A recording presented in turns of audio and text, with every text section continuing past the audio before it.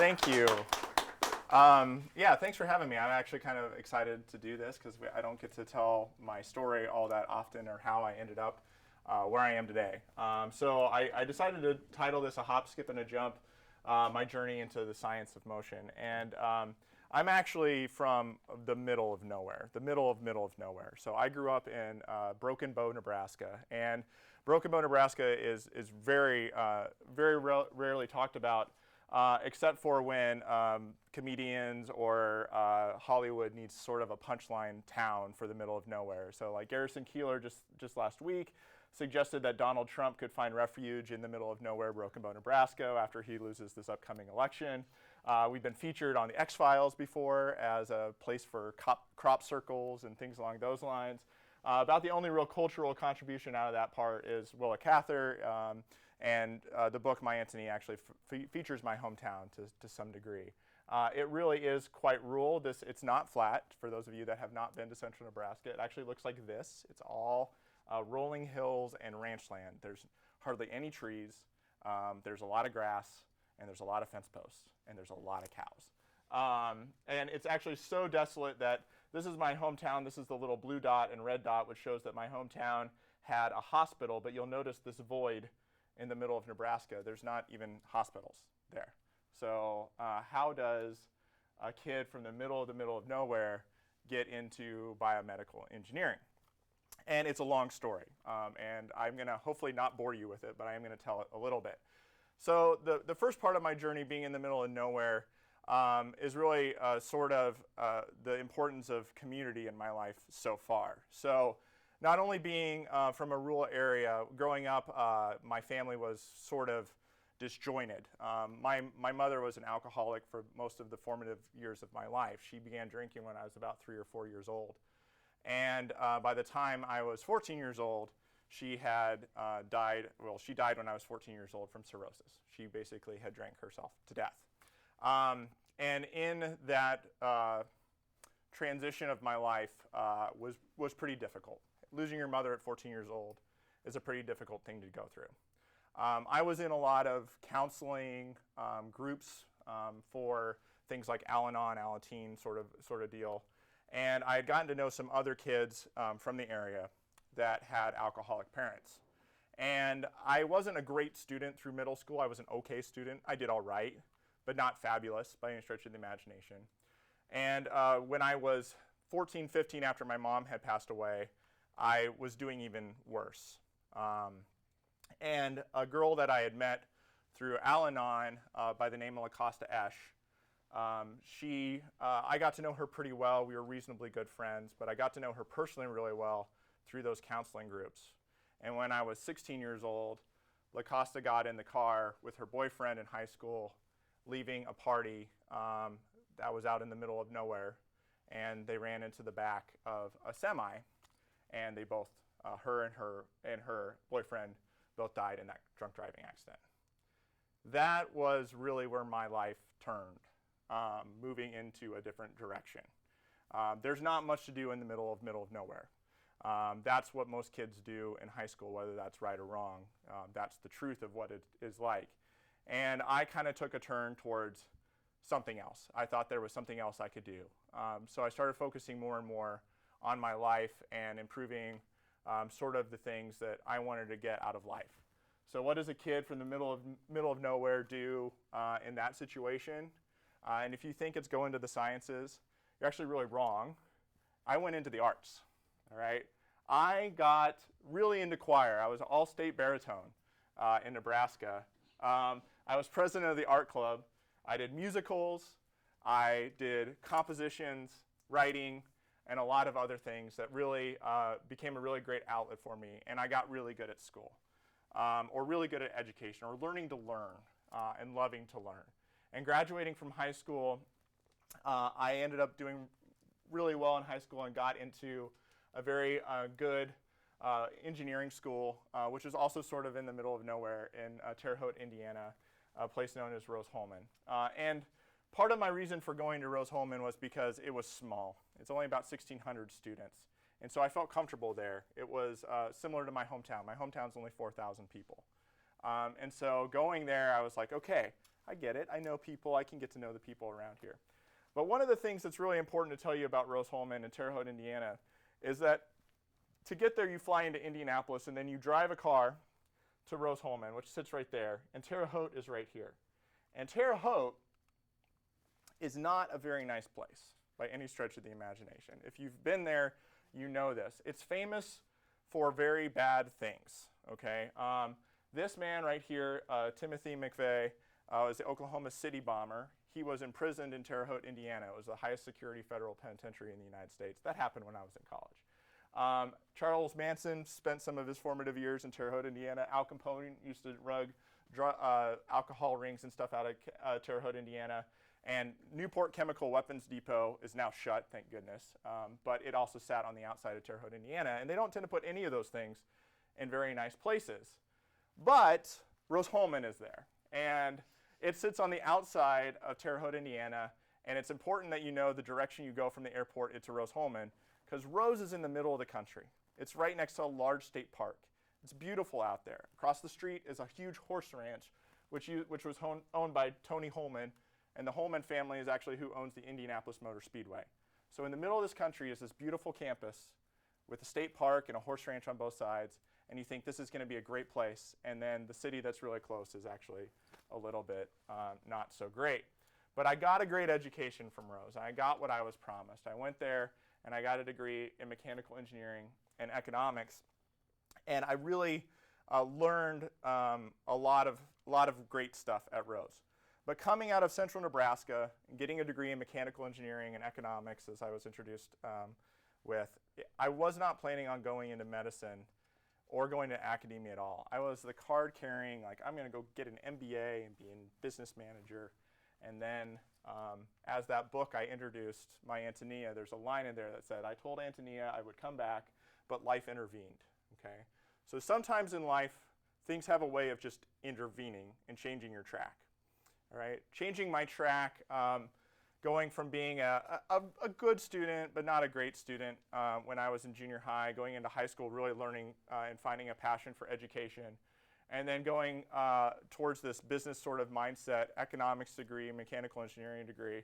Life intervened with this.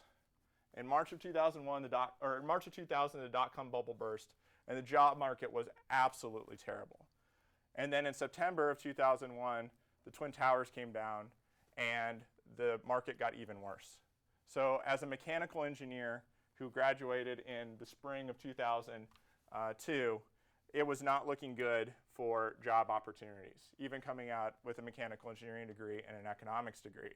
And that's when I met this guy. My senior year, he was the president of Rose-Hulman when I was there. His name is Samuel Holbert. And one of the things that he is famous for is being one of the first people to put ceramic implants in for hip and knee replacement.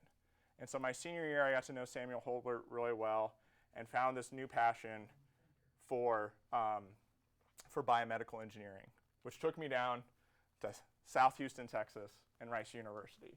And Rice is finally the first time in my life I had ever lived in a city. This was actually a huge change for me.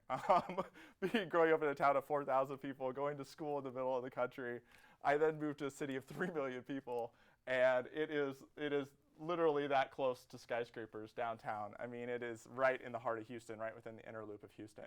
And it was a huge, huge change for me. And I think at Rice I really found who I am today as a scientist. I learned to really, I joined Kerry Athanasiou's lab at Rice University. He's been both sort of a paternal and father figure to me as an academic, and has really taught me a lot about mentorship and encouraging people to go into the sciences. And so that's really where my career as a scientist begins. The reason why I wanted to tell you that story is that I had not done one iota of research until I got to Rice University. I honestly had not taken biology since my freshman year at Rose-Hulman. And I went into a Ph.D. program in biomedical engineering. I hadn't had organic chemistry, and I stepped into a biochemistry classroom and just had to learn organic chemistry in order to survive. And that's not necessarily patting myself on the back. What I want to the reason why I wanted to tell the story was that you're actually kind of ahead of the game even thinking about going into these things already in your stage of education. I didn't make this choice until really late. And I love it. I absolutely love what I do for a career. But I think sometimes with students, they think that I'm going down this path and I'm not ever going to get a chance to deviate from it if I find my passion somewhere else. And I just have never found that to be true in academics or in education at all. And so I think you have a lot of exciting opportunities in front of you, but I also think you're going to have a lot of opportunities to follow new passions within those sort of scope as well. So that's my personal story. At UF, I'm not going to bore you with all the science details on how I got to doing exactly what I do today. Instead, I'm going to kind of jump into what my lab actually works on at UF. So I run a group I call the Orthopedic Biomedical Engineering Laboratory at the University of Florida. We work on articular cartilage, and I thought I'd just introduce this tissue to you because it's really fabulous. All right. The articular cartilage, of course, lines the ends of your bones. All right. So in your joints, this is the tissue that helps with articulations. It keeps your joints running really, really smooth. And the way it actually works is that if you take a microscope and go down to the molecular level of what's inside this tissue, is there's these long, don't worry about all the fancy words here, there's these long chains that have these molecules on them that are called glycosaminoglycans. And glycosaminoglycans are really heavily negatively charged. And what happens when you have a really negatively charged tissue is you get a bunch of influx of water around to shield it. So what ends up happening in articular cartilage is you get a very hydrated, wet tissue.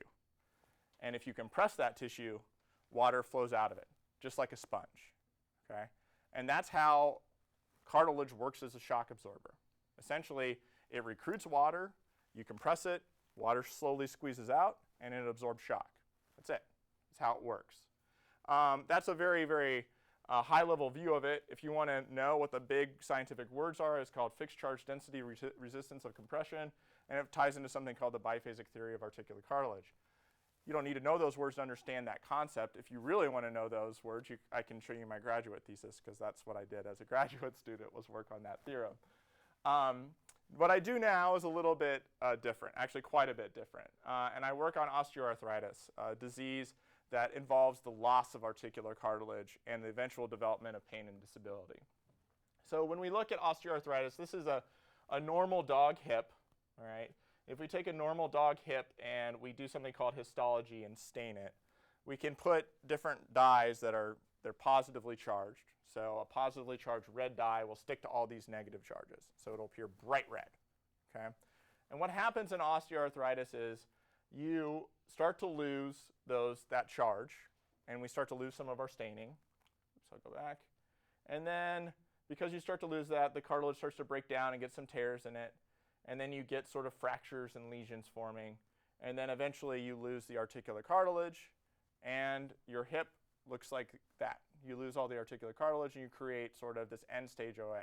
And I know that's sort of a bloody picture, but that's the process. That's what we're working in terms of the disease that my lab works on. In humans, this whole process takes years to develop, sometimes decades to develop, and ultimately results in joint failures and joint replacements. And we do this on a daily basis in my laboratories. This is actually a place where I have a lot of undergraduate students working at in my lab. This was actually right before the last hurricane. Our last endpoint was supposed to be on the Friday the hurricane was coming through. And so I have a great group of undergraduates in my lab, and I was actually out of town. And so my research scientist took this picture from her desk, and this is 4 undergraduates and 1 graduate student sitting there getting the histology done so that nobody had to come in on Friday when the hurricane came through. So this was both a pat on the back to them, but also showing you that we do this sort of staining stuff all the time in my lab. So within that, what you'll see at most conferences is that if your cartilage looks pristine and white and healthy, you'll have no pain. And if your cartilage looks like this, you'll have pain. And that's sort of true, but everybody sort of forgets to mention this abnormality that happens in people, all right? if I look at people that have cartilage degeneration, or if I look at asymptomatic people, so people that do not have pain and disability, that are at a similar age of people that have osteoarthritis. Right? So these are asymptomatic, no problems, no pain, no disability reports. If I look at those people, about 20 to 60% of them actually have evidence of cartilage degeneration in their knee or hip. About 20 to 28% have signs of a herniated disc in their back. Over 50% of them have signs of degeneration in their spine. And depending on how we define the jaw joint, somewhere between 33 and 85% of them have osteoarthritic degeneration in their jaw, despite the fact they have no reports of pain and no reports of disability. So what this is showing is that the radiograph may be a poor predictor of a patient's pain and disability, but it's really showing that this idea that the worse the osteoarthritis gets, the worse my pain gets, or that I have this molecular initiation of the disease and then it degenerates over time and then eventually I get pain and disability, doesn't actually really look like that. Instead, it looks more like this. Okay? We have a big group of people that have joint degeneration and cartilage loss, and within that group of people that have joint degeneration and cartilage loss, we have a subgroup that are going to develop pain and disability as a result of that degeneration. And so the trick here is figuring out how to prevent people from going into the joint degeneration category, or once they're in the pain and disability category, are we trying to get them all the way out so that they don't have joint degeneration anymore, or are we just trying to get them into the group that has joint degeneration but has pain and disability? There's a lot of problems here in terms of what does the patient really want versus what we are trying to do from a research perspective. We define this disease by cartilage loss, but the patient defines this disease based upon pain and disability. So we have to figure out how to reconcile some of those issues in order to create therapies that are ultimately translatable. All right, so that's what my lab does, and this is the slide I put up and maybe shouldn't have put up today. We work on that problem. Everything in my lab centralizes on that problem. Pain and disability related to joint degeneration and osteoarthritis. So how do we define these different subpopulations? How do we define what's going on from a disease perspective that explains why somebody would be in one category versus the other? And in order to do that, we work with rodent models. Now, the reason, I'll get into more as to why we are working with rodents in a second. But within rodents, in order to do this, we have to be able to define pain and disability, which is what this big word here, operant behavioral analysis, means. And we have to be able to look at the pathology of the disease in a very detailed way, which is what the diagnostics and biomarkers means. So why do this in rodents instead of in humans? Well, in my laboratory, the basic science research that we do, we really need to be able to look at the diagnostics and biomarkers in great detail. We need to be able to look at how the biology is progressing and how the disease is progressing to explain why some rodents go into the degeneration category and some rodents go into the degeneration with pain and disability category. One of the things I discovered when I was at Duke University was that rodents actually follow this exact same paradigm as humans. There are rodents that develop osteoarthritis that have no signs of pain and disability, and rodents that develop osteoarthritis but do have signs of pain and disability. So how is that all coming together from a biological perspective?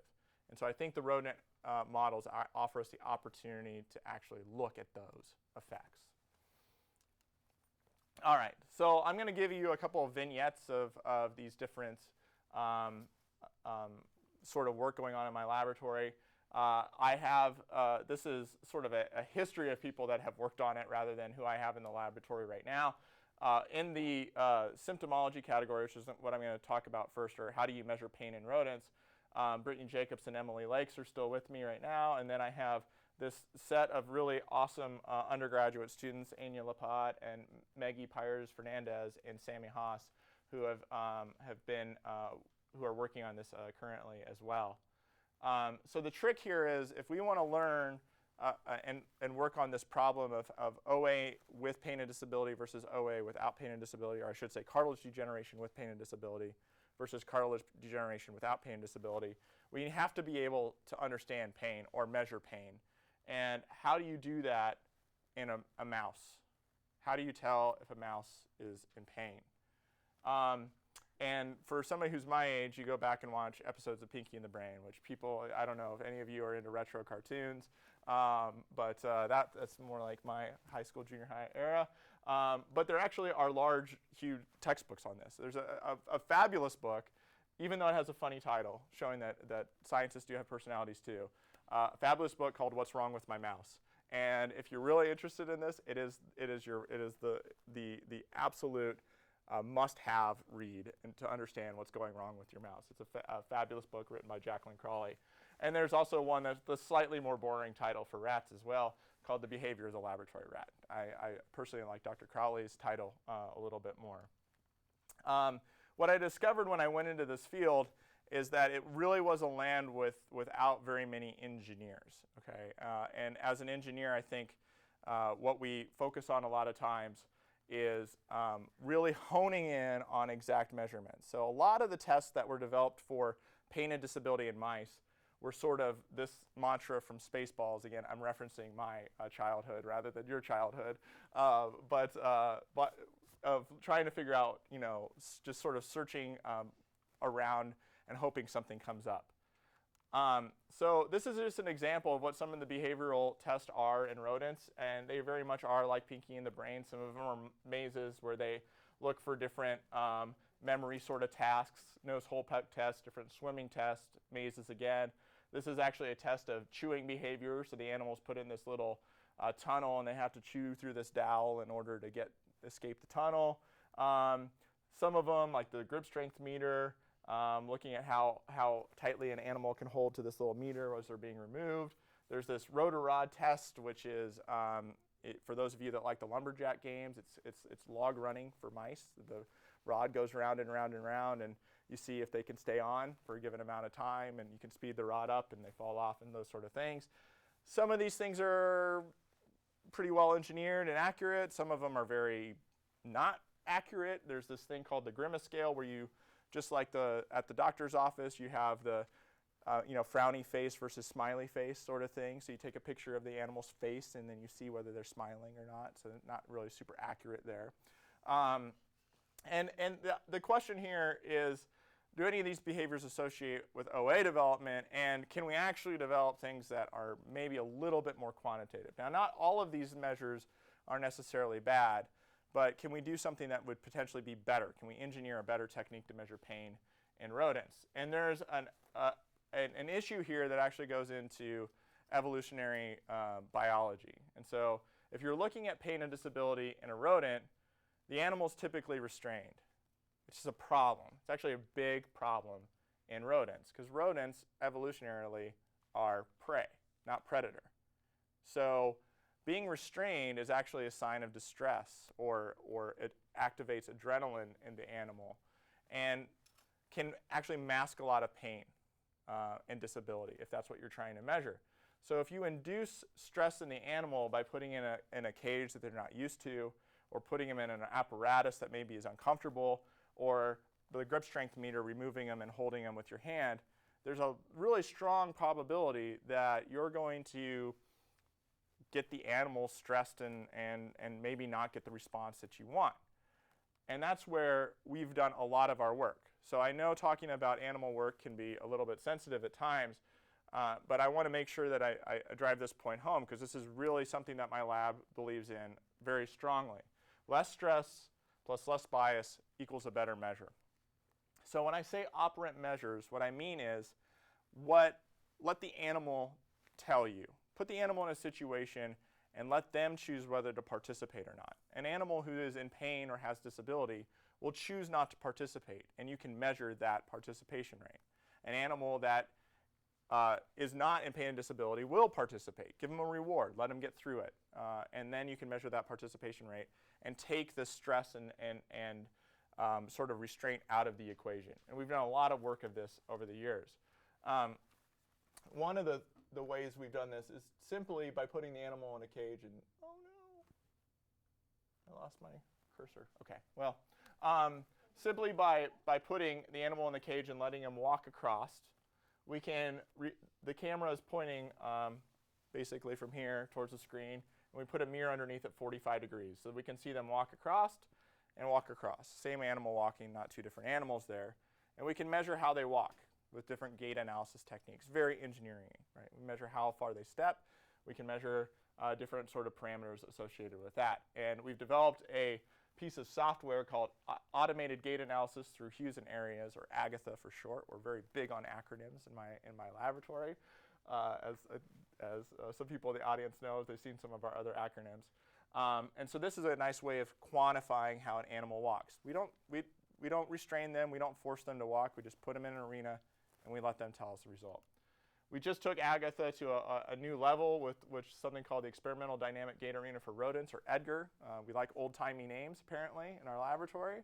But here, we use the same sort of setup, but we instrument different panels as the animal walks across. And when they hit those panels, we can actually measure forces that they hit the ground with. So this gives us a very quantitative measure and let the animal just sort of freely select their behaviors as they go through. We have others as well. We've developed several of these. A lot of my papers are in this space. But what if I can only measure a couple of behaviors? What should I measure? And the thing is, well, it actually turns out gaits, those measures I just showed you, end up being really important. And then tactile sensitivity, which is a fancy way of saying, what is your reaction to being touched? All right. If I touch you or brush you, what's your reaction to that? So in osteoarthritis, those end up being sort of the two major ways of measuring pain and disability in a rodent. So I lost my timer over there. What time did we start? No, it's been 11 minutes for a while. Oh, you still have a half hour. Oh, okay. All right. Good. All right. So that's one part of the equation. In order to understand these things, we have to be able to measure pain and disability in the animal, but we also have to be able to measure the pathology in the animal as well. And so this goes into that histological methods that we put up, that I introduced at the beginning of the talk. So again, this is an area of my lab that Brittany is working on very much right now. Eric and Heidi just graduated, and I've had a lot of undergraduates help out with histology over the years. It's a great way of kind of gaining your first laboratory skills. So how this is typically done, there we go. All right. How this is typically done in the field in general is you take a histological image like this, and here the cartilage is being stained sort of this purplish color instead of red. But you just kind of look at it and you assign it a grade, 1 being good, 5 being bad, right? And that sort of works, but if you're an engineer or have had math theory, you know that this is something called an ordinal rank. Big fancy word again, but what it basically means is I know that a 2 is worse than a 1, and I know that a 3 is worse than a 2, and I know that a 4 is worse than a 3. So that's all established, just like we have the rankings for college football, right? The number 1 team should be better than the number 2 team, in theory, okay? But we don't necessarily know the distance between all those different rankings, all right? So how much better is the number 1 team than the number 2 team? And is the number 1 team better than the number 2 team by the same amount that the number 2 team is better than the number 3 team? Right? We don't know the distance. We know the order, but we don't know the distance. That's called an ordinal rank. And it turns out that that's a little bit hard to do statistics on when you have an ordinal rank. So instead of doing ordinal ranks, we and several other people in the field started just measuring things on these slides. And so Nicole Gerwin started this for articular cartilage in 2010, measuring these different pathological features, and we've taken it to a new degree, developing an algorithm called Gecko. I didn't put that one up here, but it's a GUI for the evaluation of NEOA, where we measure cartilage and bone and synovial tissue and tendon and ligament and changes in all these different tissues, quantitatively looking at how the shape of the cells in those tissues change, looking at the different areas and growths in these tissues, different spurs in these tissues as they relate to OA as well. And it turns out that this disease that we've defined by cartilage, the cartilage doesn't really explain the pain very well, but guess what does?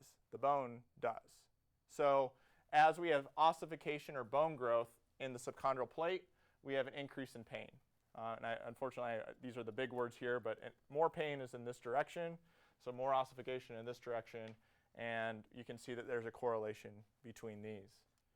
We also see that as the synoviocyte alignment decreases, we get more pain. So the way, how aligned are these cells? And this is more pain on this axis here. So while the cartilage doesn't necessarily explain the pain and disability as well, some of these other tissues are. And those are really promising targets for the future. Now the last vignette I wanted to show you is a little bit more of what we've been doing very, very recently. And it's something that's called magnetic capture of osteoarthritis biomarkers. So I'm starting to understand a little bit more on how osteoarthritis leads to pain and disability, but I cannot do histology on you, because in order to get histology on you, I need to have your knee and take it out of your body and cut it up into little tiny segments. And then once I've cut it into little tiny segments, I'll be able to tell you whether you have osteoarthritis or not, but you won't have a knee, okay? So that's not gonna work, okay? We gotta be able to go to something else, and that's where we get into something called molecular biomarkers. Now, it's really good to do histology to understand the course of the disease, but it's obviously not gonna work as a diagnostic.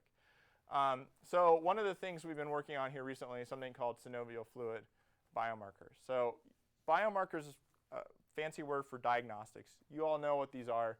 You've probably had a blood drawn or had to give urine at a laboratory at some point in time at the doctor's office in order for them to do a different diagnostic on you. The advantage of taking urine or serum is that it's very, very easy to access. The disadvantage is that if I have osteoarthritis in my knee, by the time anything that's generated in the knee reaches my urine or reaches my bloodstream, it's very dilute, all right? And then if I take it from my blood or from my urine, I don't know what joint in my body it came from. Osteoarthritis usually only affects one joint at a time, not multiple joints. And it may not be detectable at the earliest stages of the disease. So instead of doing this, what if I was able to go into the joint itself? Now, if I go into the joint itself, it's going to be highly specific. I'm going to have a really high concentration of that. It's not going to be dilute. I potentially can have early disease diagnosis. The problems are you going to let me stick a needle in your knee to figure out whether you have OA or not? I don't have a good solution for that one yet. But we have some ideas on potentially maybe doing this with imaging techniques in the future, which would be less invasive. But the one I wanted to talk about today is the difficulty to obtain. It's very actually difficult to remove fluid from a joint. It very frequently happens, you stick the needle in, you pull back, and the fluid doesn't actually come out. And that's because the fluid that's in there is actually really complex and very, very highly viscous. It's like a jelly. It's very difficult to remove through a needle itself. So that's what magnetic capture is working on. And this is essentially how it works. And I wish I had had time to remove some of the text from this. But what I'm going to do is I'm going to take a magnetic particle, a really tiny magnet, and I'm going to stick an antibody or a receptor or something on the surface of that particle that recognizes some molecule. Okay? And I'm going to take that particle and I'm going to inject it into the joint. All right, so I still have to stick a needle in, I'm going to push it in. I'm going to let that particle collect up whatever molecule I'm looking for, and then I'm going to come back into the joint with a little tiny magnetic probe, and I'm going to collect some of that particle. Once I pull it out, I'm going to process it, and I'm going to see what was in the joint.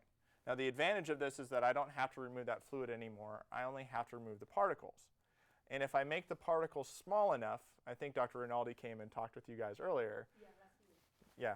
So if I make the particles small enough, they can escape all this jelly and gunk that's in the fluid, and they actually start to flow through the fluid as if it was like water. So it's easier to collect. So living in Florida, this is literally fishing for biomarkers, okay? This is me advising. This is the graduate student casting the line, trying to fish the biomarker out. Synovial fluid, biomarker, capturing it, just like that, all right? So does it work? And the answer is yes, it does. Unfortunately, these videos aren't going to play. But we can actually pull these particles through synovial fluid at relative ease. It takes about 2 minutes to collect, maybe 5 to 10 minutes to collect. So it does take a little bit of time, but we're working on getting that better as well. You can get it out of the joint, and then you can do some either heat or pH to actually get it off the particle so that you can actually detect it. And, oops, I have some extra animation in here. And actually, you end up having relatively minor loss when you do this. The interesting thing is that as the particles, so here you can see, as we increase time, we collect more and more particles. These are what we did not collect. But if I have OA, a lot of times my synovial fluid degenerates, so it becomes less viscous. And in that case, it actually collects much faster. So in an OA joint, we actually collect particles much faster than in a non-OA joint. So there's potential advantages there as well. And this is all showing that ultimately this idea of using particles to fish out the molecular signals in the joint actually works. So we put this all together for a molecule known as CTX2, which relates to osteoarthritis. And here you can see a naive animal, which means no osteoarthritis. We caused osteoarthritis in their right leg. This is their left leg here. So unoperated sham animal, the opposite leg, and then this is in the OA leg. The signal is very, very high. And if we look at signal of that same molecule in the serum of the same animals, you can see that even though it's really high in the joint, it has not reached the level of being detectable in the serum yet. So this is potentially allowing us to look at molecular signals in the joint and how they relate to pain and disability in the long run. So this is where we're going now. Now, I always have to put the caveat in here, that I'm not proposing that I necessarily am going to put little tiny magnets in you in order to diagnose osteoarthritis in you. But what I can do is understand the molecular signals that are in the mouse and rat. Because if it's difficult for me to pull synovial fluid from your knee, but it's impossible for me to get synovial fluid from a mouse knee or a rat knee. We can come up with ideas of potentially either imaging your fluid to get an idea of whether these markers are there or not. But in order to develop those imaging probes, we need to know what's there in the mouse and rat. So if we can figure out what molecules to look at, then we can develop the counter tools or the translational tools for humans in the future. And so this is really a tool for discovery of molecules that are worth detecting in osteoarthritis patients. So with that, my big slide again on all the things that we do, I was going to wrap up. This is what my lab looks like on a year-to-year basis. You can kind of see how we've grown and changed over the years. We've had a lot of success here recently with some undergraduates at UF. Right now I have 9 undergraduates working in my laboratory, 4 graduate students and a research scientist, and 9 undergraduates. I really, really like having undergraduates in my lab. I'm a big supporter of it. There's something that's called the protege effect, which is when you teach somebody something, it actually enhances your learning of that same thing. So hopefully I taught you something today, but in trying to put this all together, I know I learned a new way of presenting my own sort of story. And part of the reason why we were so committed and have so many undergraduates in my group is so that my graduate students experience that same sort of thing. It's a great opportunity for undergraduates to get involved in science and learn a little bit about it, but it is also an awesome opportunity for my graduate students and my research scientists and postdocs in the lab to really solidify their knowledge in their field. So with that, I'll end.